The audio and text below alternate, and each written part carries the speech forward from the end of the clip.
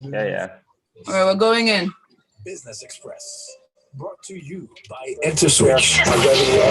Transaction solutions you can depend on. We'll charge you for that T-shirt for branding on the show. I'm going to charge you money. It's ecosystem, not ready, guys? Studio.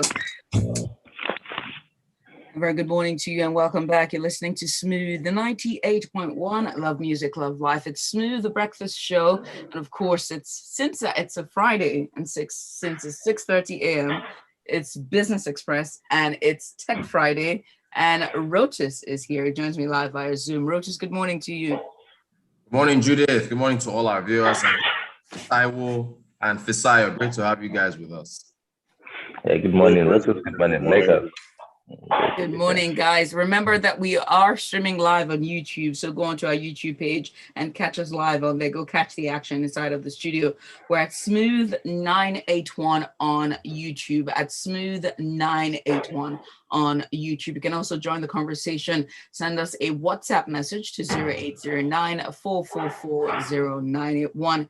Again, 0809-444-0981. Rotan quote. All right. So yeah, guys, Boltz is partnering with Max to expand its vehicle financing scheme. I wanted to get your thoughts on that. Taiwo, you want to share your thoughts on what Boltz is doing as far as expanding financing? I think for one, it's a good opportunity for them to grow their market share by getting more drivers on there through the financing scheme. I'm particularly interested in the arrangement they have with Max. It's interesting to see that Max has gone the financing route, and the fact that, I mean, ordinarily, Boltz and Max would could be considered some kind of competition. If you look at the landscape, because apart from Max just doing deliveries, at some point they were doing ride hailing as well, but just with, I think, motorbikes at some point until the ban in Lagos. But I like the pivot. I like the fact that they're going in that space and that there's competition essentially with potential people who would ideally would have been considered competition, but they're cooperating to be able to move. For me, I think the industry forward, and I look forward to more collaborations like this. It's really encouraging, and I hope that many more players in the space will be able to do that, because it's a very young, the Nigerian tech ecosystem or startup space is relatively young, at least for this version of it, this evolution of it in itself. So I was really very impressed when I read the story. Kudos to them. Thank you, Taiwo. Fisayo, what do you think about it? Well, again, just to give a background, Uber had a similar partnership with Move earlier in the year. Of course, they announced that, earlier in the year. So I guess Boltz is just following in that footsteps, right? So that's one thing that I observed. And of course, Taiwo had mentioned a nice pivot for Max in itself. So moving from bike hailing, and of course once the regulatory hazard happened, and I figured, how do I continue to provide this service to the people? And of course the startup started with bike financing. There's a big startup in Uganda that does similar. It's called Tugende, right? So it's interesting to see that entrepreneurs have 7 lives, I guess. If you kill one, we start another, essentially. So it's one of those things that we have to deal with, right?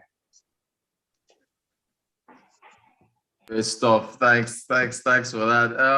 Okay, MPESA. I want to get your thoughts on MPESA, the Safaricom platform that is upgrading to allow businesses advertise on the platform. Taiwo, what do you think of what MPESA is doing? It will be interesting to see. One, because M-Pesa was one of the reasons why it was successful was because you don't really need a tech phone. You don't need a smartphone to use M-Pesa. But this advertising will be run largely, I think, from by using smartphones. I mean, just a bit quick background. They're using Alipay. There's some kind of integration that they're doing with Alipay, so they're helping or they're deploying Alipay infrastructure using on the M-PESA network, and they're piloting this in South Africa, and they want to take the learnings across other markets where M-PESA currently exists. So it will be interesting to see if they can pull it off. M-PESA has a huge customer base, subscriber base. If you go to places like Kenya, I mean, it's almost a given that you have an M-PESA account. So it'll be interesting to see a new revenue model or new source of revenue for the business, and then adding other facilities, other features that Alipay has, which is like the credit lines, you know, and other forms of financing that are available through Alipay. Perhaps it also opens up the, I don't know, M-PESA to global markets like China and so on and so forth. We'll see, because they already have those. They have a ton of stuff that WeChat, Alipay, and the likes, you know, already existing in China. So it'll be interesting to see how they can grow that, especially because from all indications, you would require a smartphone for this to work. Right. All right. Thanks, Taiwo. So how do you see the M-PESA move upgrading to allow businesses advertise on its platform? I mean, it's like, you know, that song about Dangote still needing more money, right? It's just one of those things that happen. M-PESA. Okay, so for instance, Safaricom's M-PESA today is the biggest revenue earner. So imagine a telco where your payment business, your mobile money business is your biggest revenue line. So essentially, you are not worthy to be a telco again. I mean, I'm just saying that to joke around, right? More of a payment business first, then a telco second. Right? If M-PESA overtook, I mean, I think it had over $500 million in revenue last year, overtaking voice, you know, as the biggest revenue earner, and that's something significant. So I think Safaricom is thinking about this from their perspective, like, guys, you know, we are bigger than telco, we are bigger than you know, than voice. So let's figure out how to continue to add more revenue lines to our already existing pie. Right? I think that's just what's happening. I'm not sure how much additional lines that will add to them, but even if it's a penny, it's still some additional revenue growth. So it's what it is. I guess it's just focus on it and build it out. Great stuff. What do you guys make of Fair Money's first ever investor conference? Are they just flexing? What are they doing with this first ever investor conference? Taiwo, what do you make of it? I mean, it helps them create more awareness, especially in the markets where they operate and for other markets that they're looking to expand to. You know, I guess it's good. Conversations are good. And, you know, coming off the back of not necessarily having as events that are this big or this notable, or, you know, people are doing that. So doing that again. So it helps, I think helps instill some more confidence in the environment or in the market in itself. I'm sure there were many more players or actors who would come up with their own, who would resume having some of their own events again there. But ultimately, I think it was them literally trying to showcase or take to the larger stage what it is that they have on offer. Yeah. And I think that's pretty much what it is there. Because I was looking at the lineup of the people that were speaking and all of this thing. Some of the pictures, I think, you know, a lot of them were from Fair Money. So, but hey, they can do it. I mean, it's not. Yeah, it's okay, I guess. So you say PR or what?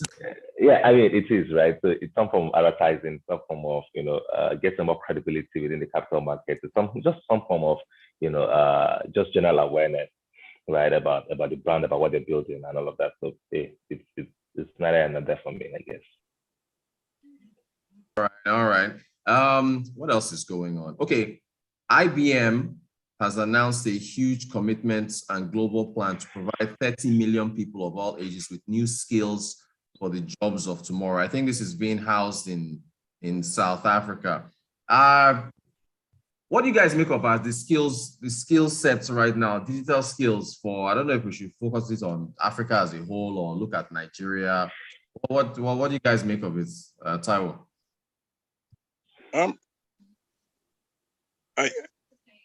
It's a growing thing. So there's skills and there's skills. So there's skills in terms of saying, look, go acquire these skills. These are the skills of the future, blah, blah, blah, blah, digital skills, design, coding, and the likes. But then again, how quickly are we churning out these skill sets? And at what experience level, or what's the quality of some of the knowledge of the skill set, or the skills or the talents that are being developed as well? Because there's a shortage of tech talents or tech jobs all over the world, in some of the largest markets in the world, like the US, like in Canada, for example. I mean, combined between both, there's way over more than 500,000 jobs, tech jobs that are up for grabs. If it's not even up to 1 million combined between both Canada and just the US. And you see the drive between the UK talking about their tech nation, trying to get people, tech entrepreneurs and so on and so forth like that. So there's that deficit. The question is, how much of that are we mopping up, or how much of those opportunities are people in Africa mopping up in the first instance?